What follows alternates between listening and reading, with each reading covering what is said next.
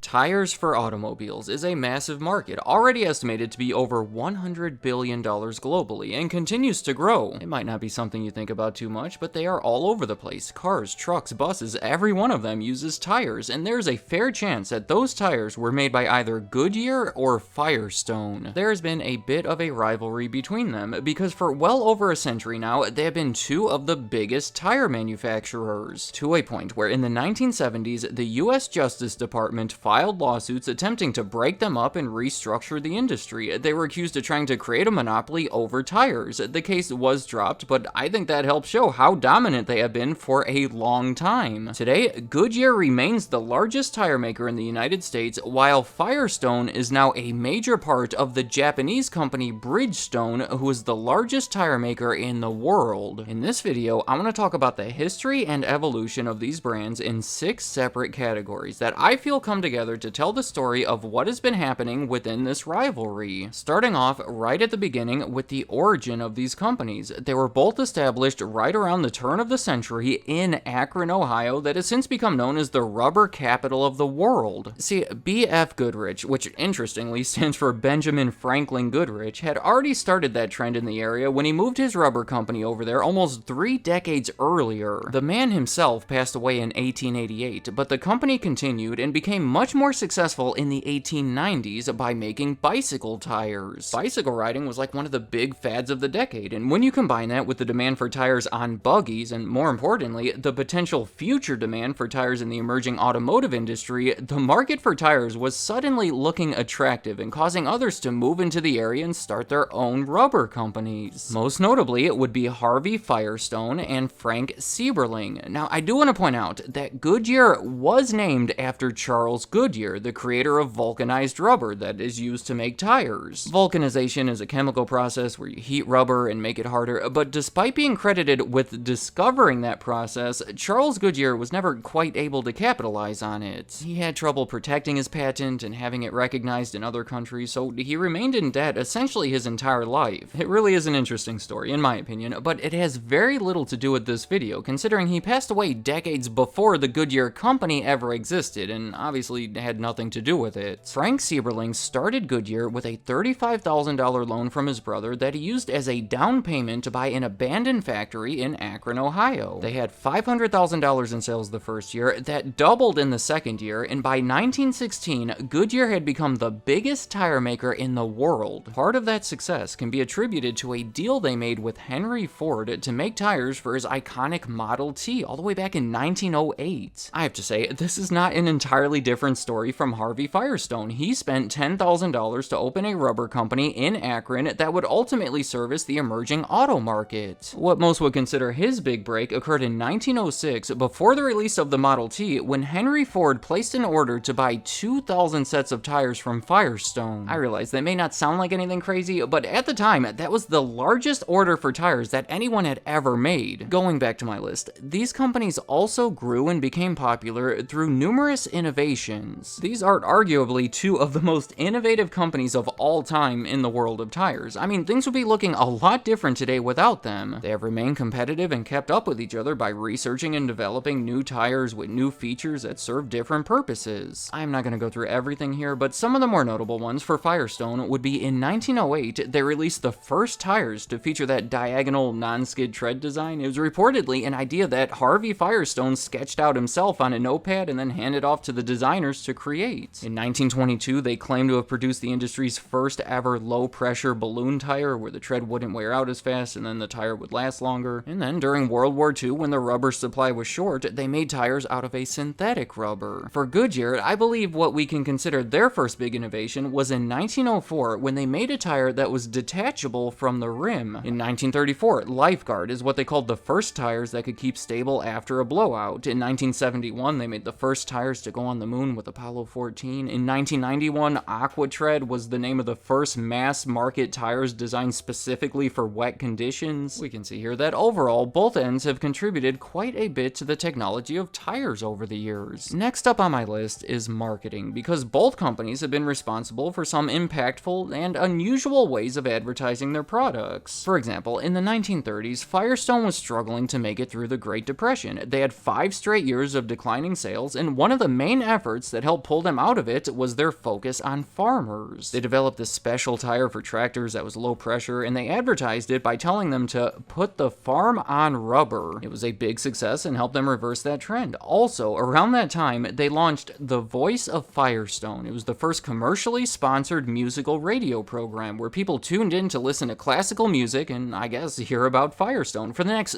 35 years. In the 1940s, they even started sponsoring a very early television show, so the brand had plenty of exposure through mediums going right into people's homes, back when that wasn't the case for most others. As far as Goodyear, they are widely recognizable from their wing foot symbol that is placed right in the middle of their logo. It's meant to represent the Roman god Mercury, known for being a messenger. The idea came from the founder himself, Frank Sieberling, in 1900, and has functioned to easily identify the brand ever since. In 1916, when they became the biggest tire company, they utilized that fact by adopting the famous slogan, "More people ride on Goodyear tires than any other kind." But probably their most effective marketing tool has been the Goodyear blimp. In 1910, they started an aeronautics department to make rubber-infused coatings for airplanes as a way to expand beyond tires, and grew the division from there. During World War I, they started making airships for the US Navy, and in 1925, they made the Pilgrim, considered to be the first commercial, non-rigid airship flown using helium. 5 years later, they made the first one that carried a lighted sign, and have since used the Goodyear blimps for marketing purposes and to get aerial coverage for sporting events, like the first ever Super Bowl in 1967. I'm just saying that not many companies out there are known for their blimps, so among other things, they have been a unique and impactful method for advertising that Goodyear name. For my next category, I want to give a brief overview of some of the bigger issues that these companies have faced. Obviously, these century-old multi-billion-dollar companies have faced countless issues throughout their history, but these are some of the ones that stand out to me. In 1936, Goodyear had a contract in place where Sears was buying tires from them at a price that the FTC felt was unfair to the competition. In the end, the contract was voluntarily ended, and an amendment was added to the Clayton Antitrust Act, partially because of this. In 1976, 70,000 members of the United Rubber Workers Union went on strike against the nation's big 4 tire makers, which of course included Firestone and Goodyear. It lasted for 130 days before they agreed to a 36% increase in wages and benefits over the next 3 years. In 2003, Goodyear was investigated by the SEC for accounting irregularities. It was a bit of a scandal, where statements from the previous 7 years had to be restated in a way where their reported earnings were significantly reduced. Looking over at Firestone, the biggest issue that stands out to me, far and above all the others, is product recalls. In 1978, there was a safety issue with Firestone tires. I guess it involved the adhesive in them, where millions of them had to be replaced. That is a major recall that led to a $500,000 fine for trying to conceal it, and the whole thing hurt their reputation and dropped them even further behind Goodyear. Not to mention another major recall in the year 2000, where over 200 people died from faulty tires that Firestone had produced in a plant in Illinois. Well, that plant was shut down, their reputation was hurt yet again, and maybe most significantly, it caused tensions between Firestone and Ford that ended up hurting their long-standing relationship. My next category is racing, potentially the area where the feud has been the most public. There is so much that could be said here, but again, just some of the highlights. Early on, Firestone earned a lot of publicity through the Indy 500. They were the tires used on the car that won the first ever event back in 1911, and have since won over 60 of them, more than all of the other tire manufacturers combined. However,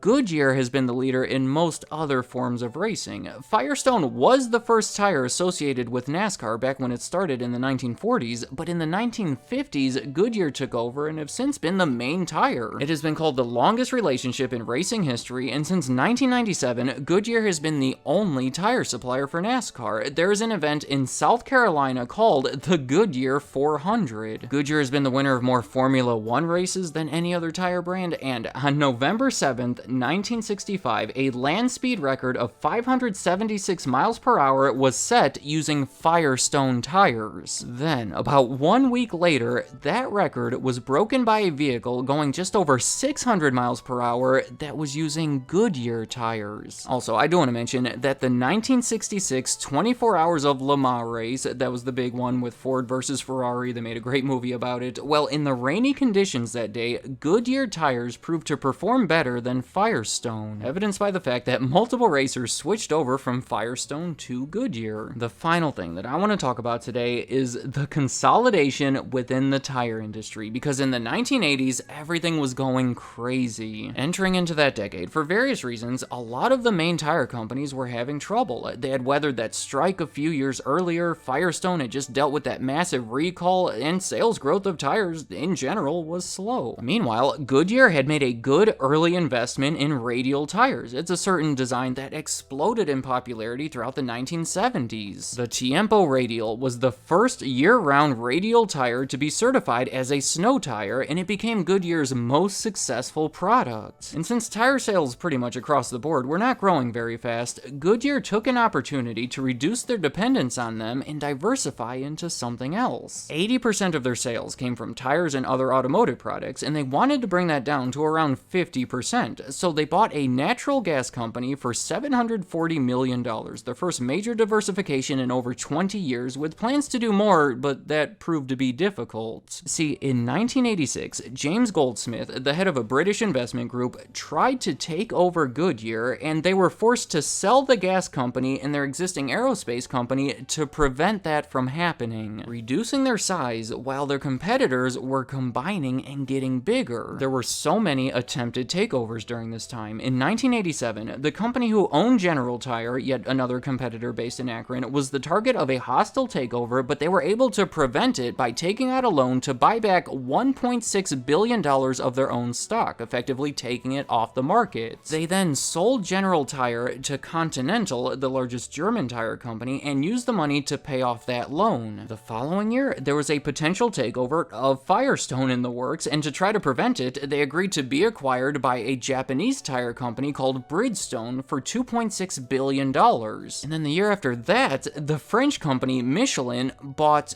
Goodrich, who had combined with Uniroyal 3 years earlier, and that deal created the new largest tire company in the world. I know, that is so much to follow, but that is how Goodyear lost their #1 spot that they had held on to for the past 70 plus years. I want to make it clear that they are still a massive tire maker, but the others have combined and elevated to compete much closer to their level. Let me know in the comments, what do you think of all of these tire companies? There's a lot more happening here than you might expect. More specifically, what do you think of this rivalry between Goodyear and Firestone, and who do you think has truly been coming out on top of it? And finally, in your opinion, who do you think makes the best tires? And when it's time to get new ones, who do you look at first? And any other thoughts you have about Goodyear, Firestone, or anything else in this video, leave them in the comments. I'd like to hear what you have to say. Thank you for watching.